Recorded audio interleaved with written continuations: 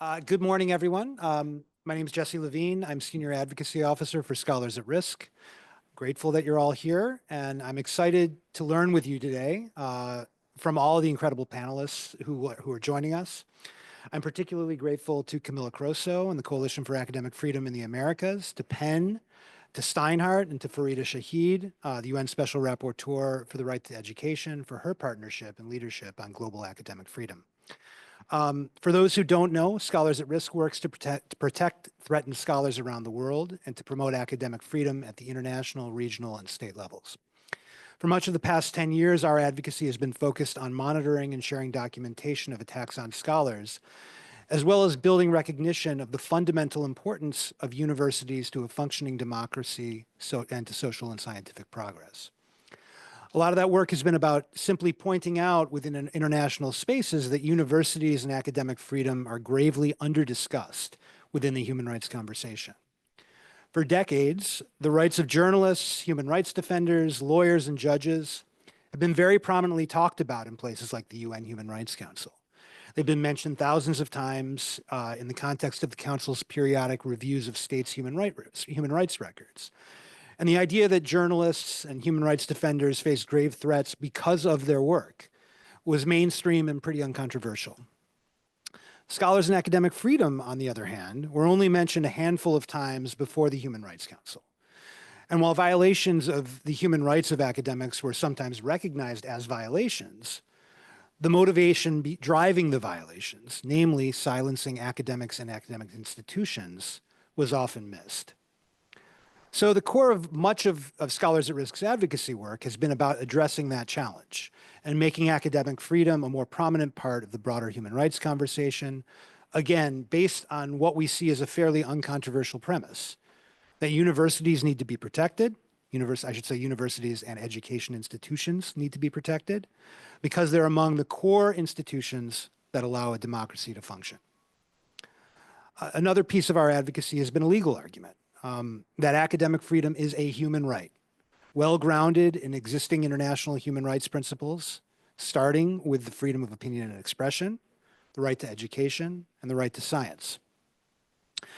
And while a lot of academics and human rights advocates would have agreed with that premise, until recently, it would have been pretty tough to find too many international authorities willing to go much deeper than that. But after several years of advocacy within the UN and elsewhere, we began to see the doctrine around what academic freedom is, who holds it, and how it needs to be protected to deepen. In 2020, David Kaye, the former UN Special Rapporteur on Freedom of Opinion and Expression, issued a report on academic freedom from a civil and political rights perspective. The following year, the Inter-American Commission on Human Rights released the Inter-American Principles on Academic Freedom and University Autonomy, which addresses the issue from a regional perspective. And most recently, during last June's Human Rights Council session at the UN in Geneva, Special Rapporteur Shahid introduced her own detailed and groundbreaking report on academic freedom from a right to education perspective this time. Together, these documents have provided us with a picture of what academic freedom is in unprecedented detail. And in my view, these documents demonstrate that there is a clear consensus within the international human rights community and related spaces on many of these issues. First of all, these documents state unequivocally that academic freedom is, in fact, a human right. It's fundamental and everyone holds it. To be clear, not everyone is always in a position to exercise the right to academic freedom, and there are spaces like university campuses where it's more typically exercised. But fundamentally, academic freedom is not a right that's reserved for a specific class of people or limited to a particular space. Another consensus point that these documents make, which might have been controversial not too long ago, is that students hold academic freedom. Still another point that these documents lay out is that academic freedom protects not just expression within the classroom or the lab, but also expression in one's expertise with the wider public, which we call extramural expression. And still another consensus point in these documents is that they recognize travel and engagement across international borders to share ideas and conduct research as a fundamental and indispensable part of academic life and thus protected by academic freedom. So when you pull back and you look at these documents as a whole, what emerges isn't just a human rights doctrine. It's a picture of the overall place of educational institutions within a larger society. The framing that these documents provide reflects a recognition that universities, scholars, and students are almost definitionally engaged directly with the society in which they exist, and sometimes with other societies and with the world at large.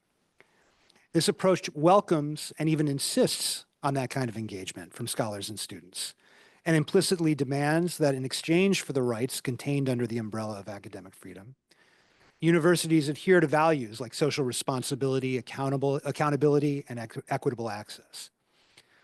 In other words, the model that I think represents the human rights consensus is the exact opposite of the ivory tower model, where the university and the society basically agree to leave each other alone.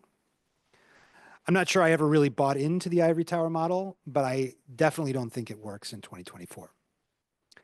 I want to underscore what's maybe something of an obvious point, and that's that the human rights argument we're making leans in an extremely pragmatist direction. What I mean by that is that while academic freedom is in part driven by individual human impulses like curiosity, creativity, the thirst for knowledge, and the need to develop one's own opinion, the argument we're making more often relates to academic freedom as academic freedom and educational institutions as foundational for a democratic society. We protect academic freedom because we need functioning, healthy academic institutions in order for democracies to function and for progress to occur.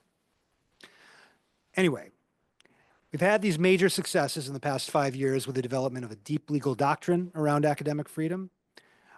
There's growing consensus in the human rights world about its importance, and we've developed powerful alliances within the UN, at the regional level, and with civil society groups to push this work forward. But as we're going to hear probably over and over again today, the facts on the ground remain very challenging. Scholars, students, and institutions everywhere are under threat. This year, in Scholars at Risk's most recent Free to Think report, we recorded 391 individual attacks on higher education in 51 countries, and that's in line with our past findings. According to the Academic Freedom Index, most people in the world live in countries where academic freedom is declining, not improving. In this country, in the past few years, we've seen administrative takeovers of universities, hijacking of curricula and the hiring and firing process, and a deep erosion of university autonomy by state governments over the past few years. Not to mention the failure of university administrators and government officials to protect students' rights to express themselves and to create transparent, enforceable standards for free expression on campus. And for that matter, the failure of some students to recognize their own obligations within an academic freedom framework.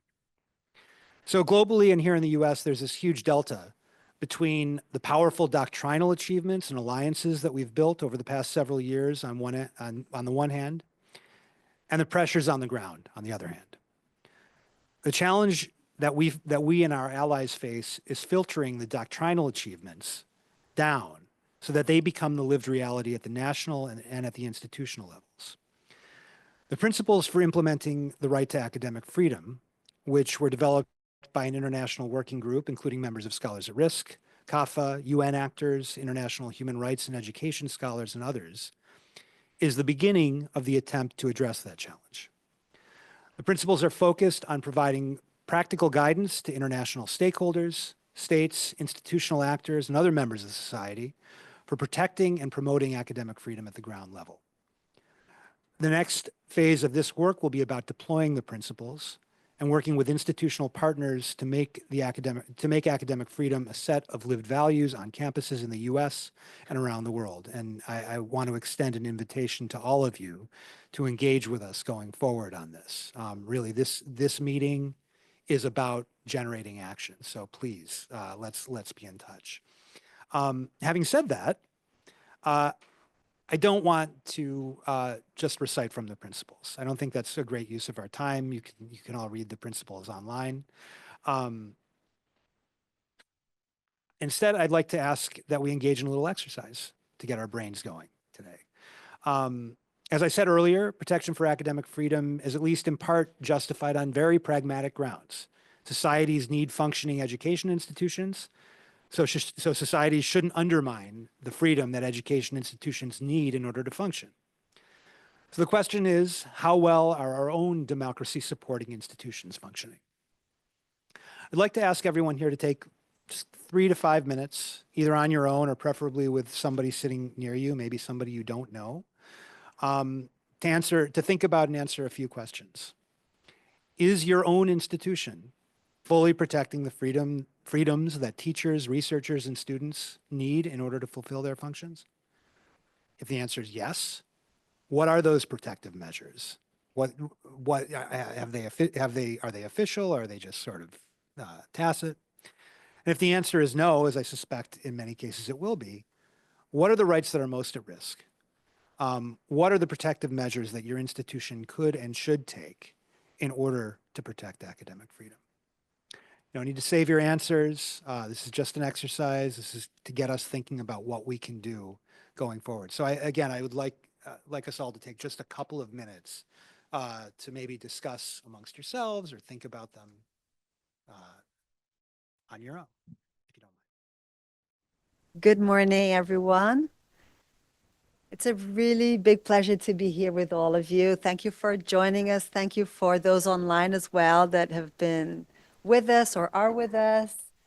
And thank you so much, Caroline, for hosting, New York University for hosting us. It's really a pleasure. It was a huge pleasure to work with the colleagues that are here with me, Jesse, Caroline, and Jeremy. Hi, Jeremy. Thank you so much. I'm Camilla Croso. I'm the executive director of CAFA, the Coalition for Academic Freedom in the Americas. For us, it's very meaningful to be here today and to be co-hosting this event. We are a coalition that cuts across all of the Americas. I'm Brazilian. I've been working in coalition building for many, many years, coordinating Latin American campaign for the right to education, then the global campaign, being president of that. But what I'm very passionate about CAFA is the possibility of us cutting across an entire continent and really liaising global north and global south and finding commonalities and finding activism and joining hands and identifying common grounds, common challenges. And my invitation here is really that we be part of this network, that you feel part of CAFA. I'm inviting you to join CAFA. Membership is open for individuals, and we have also partnership with institutions. And so really, colleagues, collective action is really the way to go, the way to promote change. And that's what we're really passionate about in CAFA. So please feel invited to be a part of this coalition, for us to be really exchanging views and finding common solutions and cracking our brains. How is it that we can overcome the problems that Caroline and Jesse have laid out at this beginning, right? So just to frame, I do think that it's also interesting. So CAFA is a coalition in the Americas. We are working with monitoring. We are working with agenda setting the theme of academic freedom. We still feel that within our education community, which is the community that, let's say, I come from, we don't talk sufficiently about academic freedom. More so, we did start to talk more about it with the tremendous backlash and the backsliding of democracy that we've seen over the years. The education community has woken up to the problematics of academic freedom and the extent to which this is challenging our democracies. But if we look at the SDGs, for example, we don't see actually academic freedom being discussed in those settings. Hopefully, next week, we will have a meeting, the GEM, the Global Education Meeting in Fortaleza, where we hope some of our colleagues who are going to be there are going to talk about academic freedom. But still, it's not sufficiently tabled. And similarly, it's not sufficiently tabled in the democracy communities. And that's something that I feel that those of us who are from education community, we should be engaging with these other communities so that it becomes very clear that academic freedom is one of the key pillars of democracy strengthening.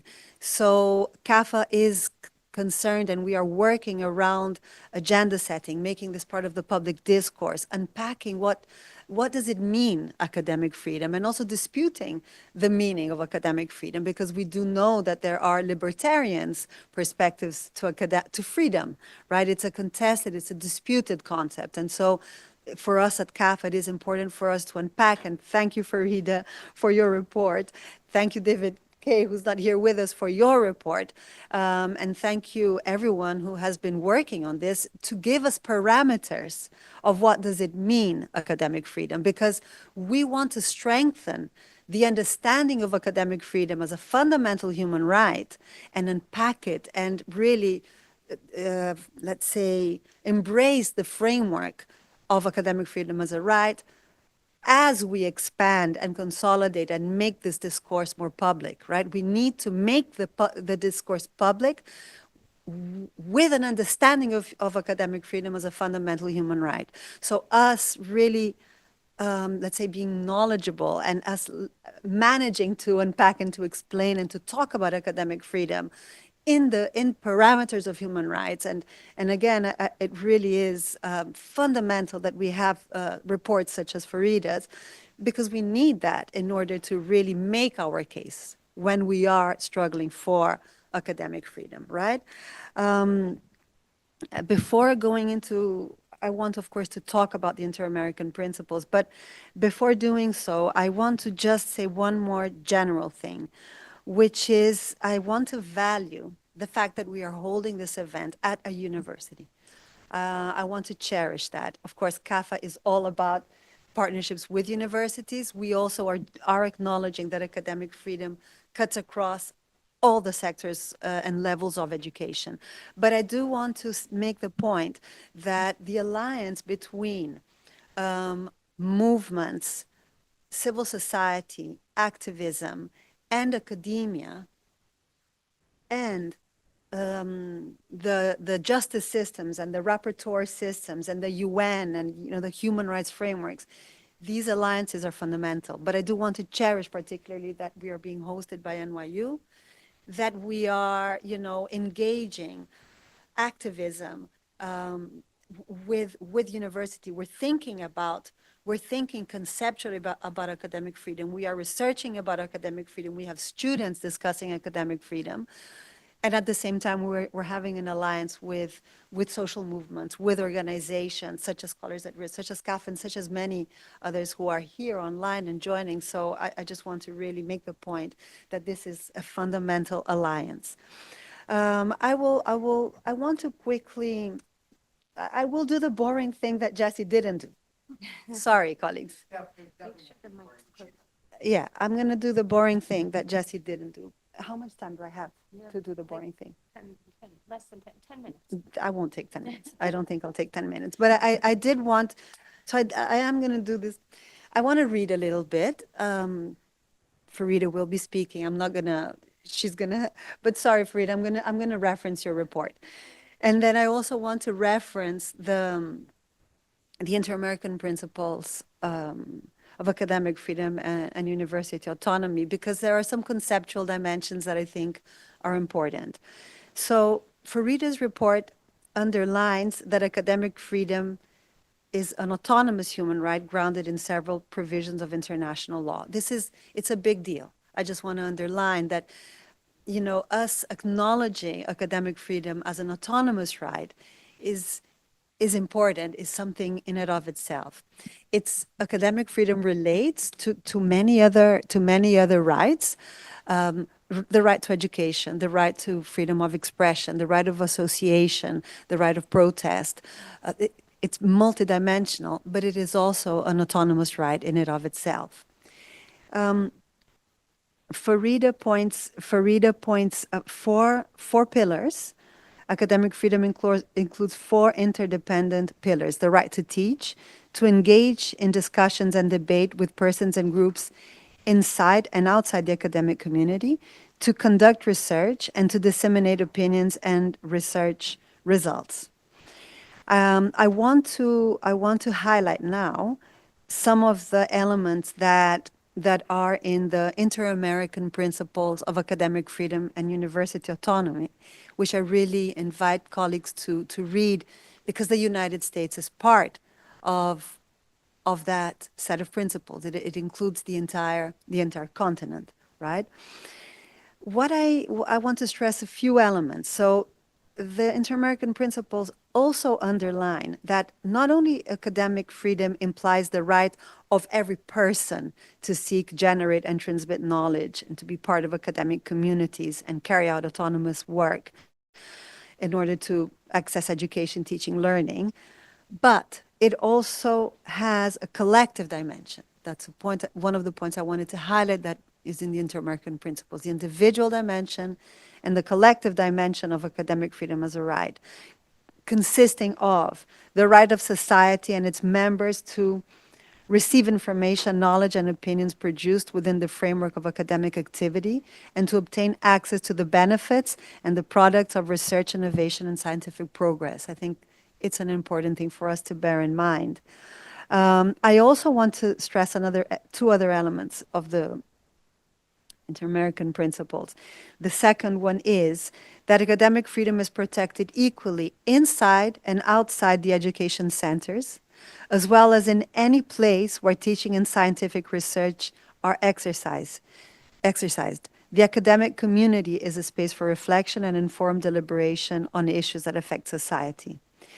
For this reason, academic freedom is protected in both formal and non-formal education settings, and also includes the right to express oneself, to assemble and demonstrate peacefully in relation to the topics being researched or debated with that community in any space, including the various analog and digital media, as well as to demand better conditions in educational services and to participate in professional or representative academic bodies.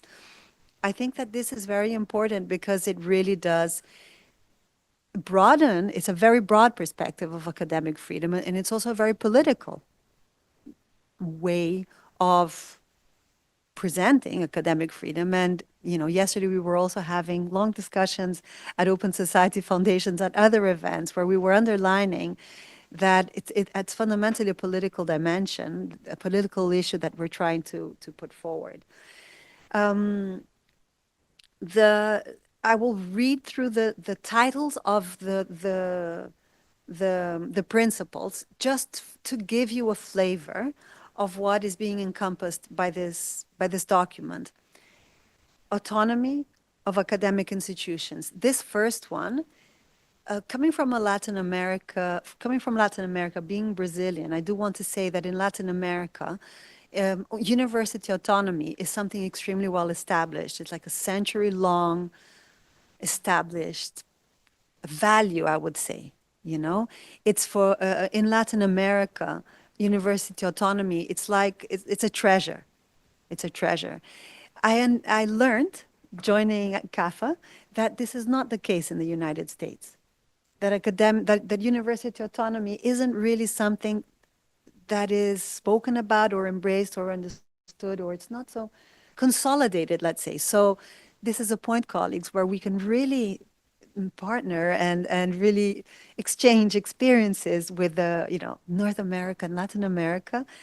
I just wanted to make that point because there's a century-long tradition, and it started in Cordoba 100 years ago with the student movement, actually, right? That is always really pushing us forward, really, and challenging society, right? And so starting from Cordoba 100 years ago, this has really become something very consolidated. Not that we don't have problems of that is not the case. We have many problems of university autonomy, considering all its dimension, pedagogical, financial, managerial, and decision making, and so on. But as a principle, it's very well established.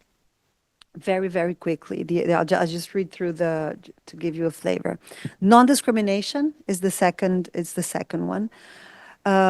Protection against state interference, protection against acts of violence, inviolability of academic space, meaning the police, the military forces, not intruding any space, and these principles are looking more are looking at university level specifically, but as Farida's report and even the global principles point out, academic freedom really pertains to all of the levels.